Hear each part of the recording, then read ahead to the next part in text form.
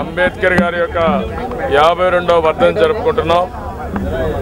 ఇలాంటి వర్ధంతి జరుపుకున్నప్పుడు ఒకసారి అంబేద్కర్ గారి యొక్క ఆశయాలను గుర్తుపెట్టుకోవడం, ఆయన ఏ ఆశయాల కోసమైతే ఆయన జీవితాంతం కష్టపడ్డారో, జీవితాన్ని త్యాగం చేశారో, ఆ ఆశయ సిద్ధి కోసం మనందరం కూడా అంకితమైన భావంతో పనిచేయాల్సిన అవసరం ఉంది.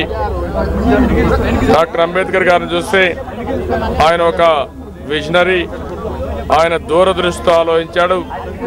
ఆ రోజు బడుగు బలహీన వర్గాల కోసం, అదే మరి షెడ్యూల్ కులాల కోసం ఆయన దూరదృష్టితో ఆలోచించి తప్పకుండా వీళ్ళకు రిజర్వేషన్స్ ఉండాలి, వీరికి ప్రత్యేకమైన ప్రాధాన్యత ఇవ్వాలనే ఉద్దేశంతోనే ఆయన ముందుకు పోయారు. ఆయన జీవితంలో అనేక కష్టాలు పడ్డారు, అంటరానితనంతో ఆయన బాధపడ్డారు.